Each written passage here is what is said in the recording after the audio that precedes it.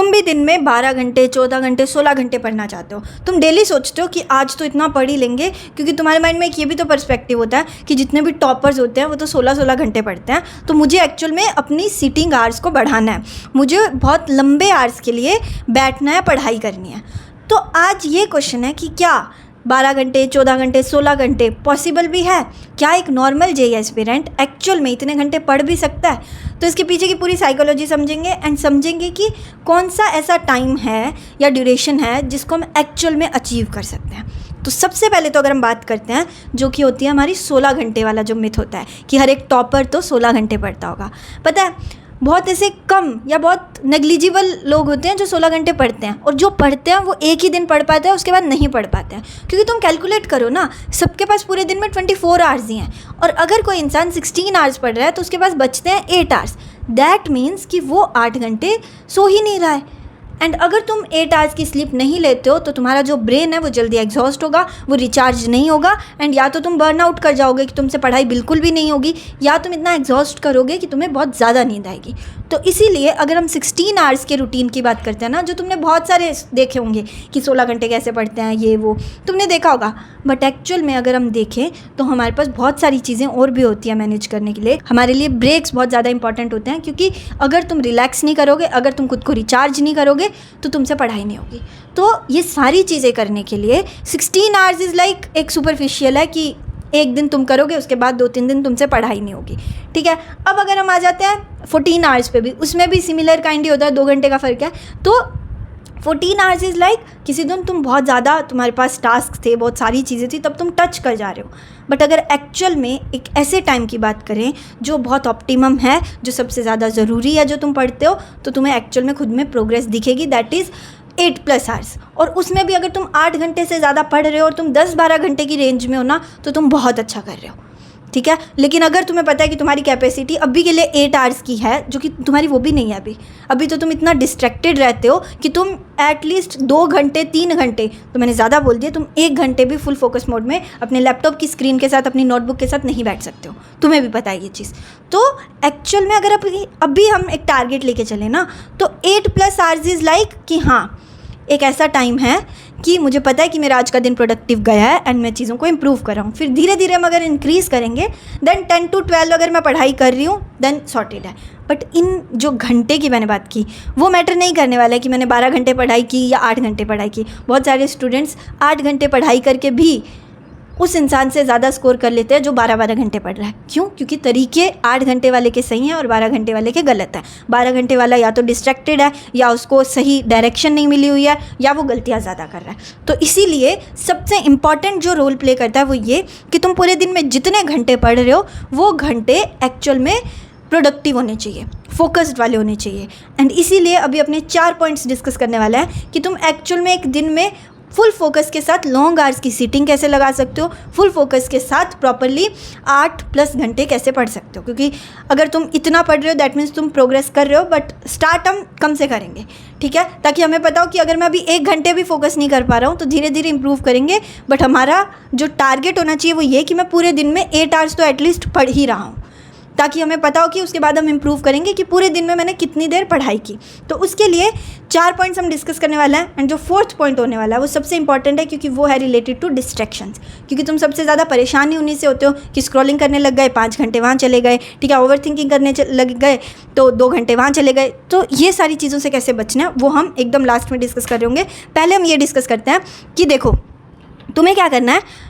सबसे पहले तो अपने दिन की प्लानिंग अच्छी होनी चाहिए एंड उसका एग्जीक्यूशन उससे और ज़्यादा अच्छा होना चाहिए। क्योंकि प्लान तुम बहुत बार डेली कर लेते हो कि कल का ये प्लान है, कल मैं ये करूँगा, ऐसे करूँगा, वैसे करूँगा, और होता तुमसे कल कुछ भी नहीं है। तो सबसे इंपॉर्टेंट चीज़ ये कि तुम्हारी प्लानिंग जो है वो और ज़्यादा स्ट्रॉन्ग होनी चाहिए, और उसमें भी एग्जीक्यूशन और ज़्यादा स्ट्रॉन्ग, कि एक्शन लेने वाले मोड में होने चाहिए कि हाँ ये काम किया तो ये करना है। तो first point is related to target setting, कि तुम्हें अपने पूरे दिन के टारगेट्स अच्छे से सेट करना है। तुम्हें ये सेट करना है कि तुम क्या काम करने वाले हो, उसकी क्वांटिटी डिफाइंड होनी चाहिए कि कितना करने वाले हो, सारी चीज़ें। कि अगर मुझे आज जीओसी करनी है तो जीओसी के मैं 50 क्वेश्चंस करने वाली हूँ। ठीक है, इंटीग्रेशन के मैं PYQs करने वाली हूँ 2022 के, तो वो ठीक है। तो ऐसे करके तुम्हारी डिटेल में टारगेट की लिस्ट रेडी होनी चाहिए। इसके साथ साथ सिर्फ लिस्ट नहीं होनी चाहिए, 2 चीज़ों का ध्यान रखना है। ऐसा भी नहीं करना कि फुल जोश में, जो कि तुम हर बार करते हो कि आज तो मुझे 10-10 12-12 घंटे पढ़ना है, तो फुल जोश में इतनी सारी लंबी लिस्ट बना ली और उसमें से पूरे तुमसे 2 भी नहीं होते। तो टारगेट लिस्ट ऐसी होनी चाहिए जो तुम पूरी कर सकते हो, और इसमें ऐसे भी नहीं कि सिर्फ 2 ही टारगेट सेट किए हैं, नहीं, प्रॉपरली टारगेट की लिस्ट बनानी है एंड हमें पता करना है कि आज का दिन मुझे प्रोडक्टिव निकालना है। तो इसलिए इसी टारगेट के लिस्ट के साथ तुम अपने टाइम भी सेट करोगे, जो कि है तुम्हारा सेकंड इंपॉर्टेंट पॉइंट, कि तुम्हें टाइम टारगेटेड काम करना है। तुम्हारा टाइम फिक्स होना चाहिए, उसमें थोड़ी फ्लेक्सिबिलिटी होनी चाहिए कि ठीक है आधे घंटे का मैं ब्रेक रख रही हूँ ताकि अगर चीज़ें एक्सटेंड भी होगी तो मैं संभाल सकती हूँ। But important point is this कि तुम्हारे हर एक टारगेट के साथ तुम्हारा टाइम डिफाइन होना चाहिए कि मैं 9 से 10 ये क्वेश्चन सॉल्विंग कर रही होंगी, फिर मैं 10 से 11 अगर ब्रेक है तो वो कर रही होंगी, उसके बाद अगर 11 से 12 वाला टाइम है तो PYQs कर रही होंगी। ऐसे ही जो तुम्हारे अभी डाउट्स चल रहे हैं ना कि बैकलॉग्स को कैसे क्लियर करना है, ठीक है, रिवीजन कैसे प्रायोरिटाइज करें, ऐसे करनी है। टारगेट की लिस्ट बनाओगे, उसको टाइम असाइन करोगे, जिस टारगेट का जो टाइम है उसमें कंप्लीट करने की कोशिश करोगे, और अगर वो एक्सटेंड हो रहा है तो 30 मिनट्स का रखो कि फ्लेक्सिबल है कि 30 मिनट्स आगे पीछे कर सकते हैं बट ज़्यादा नहीं, ठीक है। देन थर्ड इंपॉर्टेंट, अभी मैंने बोला था कि तुम्हें ब्रेक्स रखने हैं तो वो भी तुम लिखोगे, जो कि इंपॉर्टेंट है। देखो अगर तुम लगातार पढ़ते रहोगे दिमाग थक जाएगा, और अगर तुमने इसको एनर्जी नहीं दी तो तुम आगे काम नहीं कर पाओगे। कितनी बार ऐसा हुआ है कि सामने क्वेश्चन है, उसको 3 4 5 बार पढ़ चुके हो लेकिन वो सॉल्व नहीं हो रहा है, क्यों? क्योंकि दिमाग चल ही नहीं रहा है। तो उसके लिए उसको रिलैक्स करना, उसको शांत करना और थोड़ा एनर्जाइज करना बहुत ज़रूरी है। तो ब्रेक लो, ब्रेक के अंदर कुछ ऐसा करो जो तुम्हें एनर्जी देता है। एक तो तुम्हारे ब्रेक तभी होंगे लंच में, डिनर में और इवनिंग स्नैक्स में ऐसे, बट एक्चुअल में तुम्हें वो ब्रेक्स भी देने हैं, 5-5 मिनट के ब्रेक बीच में भी दो खुद को री एनर्जाइज करने के लिए। एंड प्लीज़ इन वाले ब्रेक्स में फ़ोन मत उठा लेना, क्योंकि तुम लेते हो फ़ोन 5 मिनट की स्क्रॉलिंग के लिए, वो बन जाते हैं 5 घंटे की स्क्रॉलिंग। ये नहीं करना है। ब्रेक में या तो अगर तुम्हारा बड़ा ब्रेक है 20 मिनट्स का तो नैप ले लो अगर वो वर्क करता है, अगर नींद ज़्यादा आती है तो मत लेना। अगर ऐसा है कि कोई चीज़ रिलैक्स करती है, लेट से वॉक पे जाके आना है या कुछ लेट से कोई गेम खेलना है, वो भी फिजिकल भी कर सकते हो या कुछ भी। पॉइंट इज़ कि ऐसी चीज़ करो जो तुम्हें रिलैक्स करती है और जो तुम्हें री एनर्जाइज कर दे, ताकि तुम वापस काम पे आके लग सको। एंड वापस जब आओगे तब स्टार्टिंग में कोई माइंड में कैलकुलेशन, जो पिछला टारगेट थी उसकी रिवीजन, ये सारी चीज़ें कर लो जिससे तुम्हारा फ्लो फिर से आ जाए, ठीक है। ये था थर्ड पॉइंट कि ब्रेक्स अपने सबसे इंपॉर्टेंट है। फोर्थ पॉइंट एंड सबसे तुम्हारी दुखती रग जो है वो है डिस्ट्रैक्शंस, कि फ़ोन उठाते हैं, फ़ोन उठाते ही कब 5 घंटे निकल जाते हैं पता ही नहीं चलता। तो उसके लिए सबसे पहले अगर तुम खुद सोचो, प्रॉब्लम अगर फ़ोन है तो हम क्या करेंगे? हम फ़ोन को खुद से दूर कर देंगे, राइट? तो यही चीज़ करनी है। मैं पता क्या करती थी, मैं अपने फ़ोन को बाहर रख देती थी रूम से। और इसमें भी एक सबसे बेस्ट अगर मैं वो दूँ तुम्हें टिप कि तुम क्या कर सकते हो, मम्मी को दो। तुमने मम्मी को दे दिया फ़ोन और बोल दिया कि मैं पढ़ रहा हूँ, मुझे फ़ोन मत देना, कुछ मर्जी कर लेना, मम्मी फ़ोन नहीं ही देगी। और मम्मी फ़ोन नहीं देगी, अगर तुम ज़िद करोगे या कुछ करोगे तो तुम डांट भी खाओगे, और तुम डेफिनेटली ये हिम्मत भी नहीं करोगे कि मम्मी से जाके मांग लेते हैं, क्योंकि तुम्हें पता है कि तुमने पढ़ाई नहीं की है कि तुम जाके मांग सको।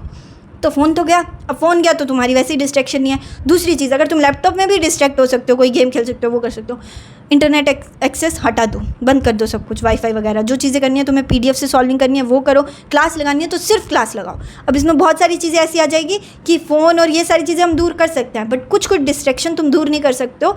एज इन कि तुम ऐसा कुछ नहीं कर सकते कि बाहर छोड़ देते हैं कि वो सॉल्व हो जाएगी। जैसे ओवर थिंकिंग है, तुम्हारे मॉक में मार्क्स नहीं आ रहा है, ठीक है, तुम्हारे बैकलॉग्स इतने सारे क्रिएट हो गए, तुमसे रिवीजन नहीं हो रही है, ये सारी चीज़ें तुम्हें बहुत परेशान करती है। एंड इस वजह से तुम क्या करते हो, तुम बहुत ज़्यादा कन्फ्यूज़ और तुम बहुत ज़्यादा डर जाते हो।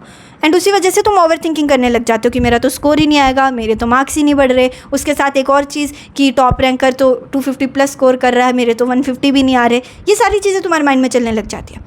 तो ये सब चीज़ों के लिए तुम्हें खुद पे कंट्रोल करना पड़ेगा। एंड यहाँ पे चॉइसेस मैटर करेगी। हमेशा एक बार जब भी ऐसा होना कि तुम जा रहे हो किसी नेगेटिव डायरेक्शन में, एक बार सोच लेना कि क्या ये स्टेप तुम्हारे गोल्स के पास ले जा रहा है। और अगर तुम ये नहीं सोच रहे हो, दैट मीन्स तुम सीरियस हो ही नहीं अपने गोल्स के लिए। दोस्त पता है हमारे टाइम पे ना एक लाइन बोलते थे कि अगर तुम डिस्ट्रैक्ट हो रहे हो किसी भी चीज़ से, दैट मीन्स तुम अपने गोल्स के लिए सीरियस नहीं हो, दैट मीन्स तुम्हें एक्चुअल में अपना ड्रीम कॉलेज, ड्रीम ब्रांच चाहिए ही नहीं।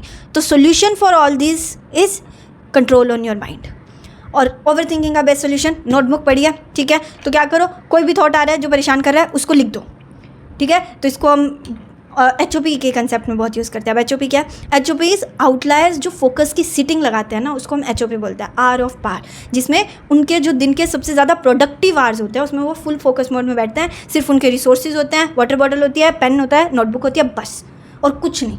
और वो 3 से 4 घंटे की लॉन्ग आवर सिटिंग लगाएंगे, बीच में कुछ नहीं खाना, कुछ नहीं करना, बस पढ़ाई करनी है।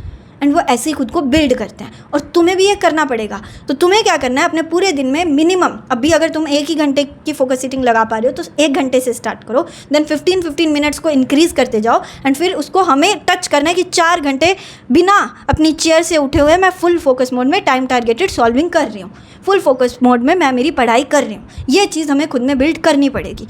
तो HOP के कंसेप्ट पे काम करने के लिए तुम्हें एक्चुअल में अपने फोकस मोड में जाके पढ़ाई करनी पड़ेगी। तो अभी होगा ये कि हमें पढ़ाई करनी है, हमारा टारगेट है अभी 8 घंटे की, ठीक है। हमारी टारगेट लिस्ट जो है वो सेट होगी, विद द टाइम भी सेट है। तो टाइम सेट है तो मैं देख सकती हूँ ना कि हाँ आज के 8 घंटे हो गए हैं। एंड अगर तुम मतलब पहले 2-3 दिन 8 घंटे तो टच करो, पहले ये टच होंगे, फिर हम जंप करेंगे कि हम 8+ करने की कोशिश करें, 9+ करने की कोशिश करें। बट पॉइंट इस चीज़ का ध्यान रखना, हमें उतना ही एक्सटेंड करना है जितना हमें लग रहा है कि अभी के लिए हमारी कैपेसिटी में। ऐसा नहीं करना कि ओवर एग्जॉस्ट हो जाओ और उसकी वजह से नेक्स्ट दिन पढ़ाई ना हो, ठीक है। क्योंकि री एनर्जाइज करना, रिलैक्स करना, ब्रेक्स लेना भी इंपॉर्टेंट है, ठीक है। तो फोकस एंड डिस्ट्रैक्शन से बचने के लिए फ़ोन्स वगैरह बाहर रख दो, अपनी नोटबुक अपने पास रखो, कोई भी थॉट परेशान हो रहा है उसको लिख दो नोटबुक के ऊपर। उसके साथ साथ इंपॉर्टेंट चीज़ ये कि फुल फोकस मोड की सीटिंग लगाने की आदत डालो कि ठीक है अब मेरा HOP स्टार्ट होने वाला है, तो मुझे कोई मतलब नहीं है क्या हो रहा है आसपास, बस मुझे मेरी सॉल्विंग करनी है, ठीक है। एंड तुम्हें करनी पड़ेगी। एंड जब जब कोई थॉट तुम्हें परेशान कर रहा है, तुम्हें सोचना पड़ेगा कि क्या ये थॉट इतना, वो बोलते हैं ना, इतना पावरफुल है कि ये मुझे मेरे गोल से दूर ले जाएगा? नहीं है। क्यों? क्योंकि मुझे सॉल्विंग करनी है, बस सोचना ही नहीं है। सोचने जाओगे तो तुम ओवर थिंकिंग शुरू कर दोगे, सोचना ही नहीं है, सॉल्विंग करते रहो।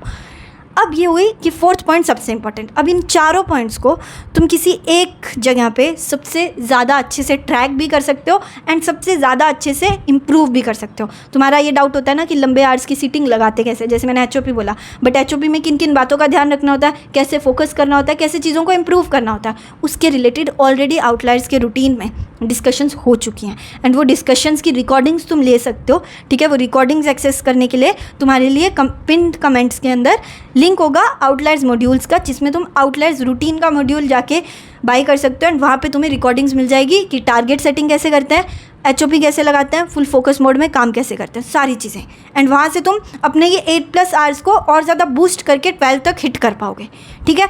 तो वहाँ पे प्रॉपर्ली डिस्कशंस में समझाया गया। उसके बाद तुम्हें टास्क भी मिल रहा है ताकि तुम बताओ कि मैंने आज टारगेट सेटिंग सीखी है, तो मैंने टारगेट सेटिंग में क्या क्या इंप्रूव किया है, ठीक है। इसके साथ साथ तुम्हारे लिए आउटलायर्स रियाम वेबसाइट पर ट्रैकर्स हैं कि तुम अपने डेली के दिन को ट्रैक कर पाओ कि तुम डेली के दिन में कितने घंटे पढ़ रहे हो, किस किस टाइम पढ़ रहे हो, तुमने टोटल कितना पढ़ा, तुमने गलती क्या की, सब कुछ। एंड वो वेबसाइट खुद ट्रैक कर रही होती है, ठीक है। तो तुम्हारे पास 2 ऑप्शन है वहाँ कि तुम डेली टारगेट शीट बाय कर सकते हो, तो तुम शीट को खुद से पेन पेपर यूज़ करके अपडेट करोगे।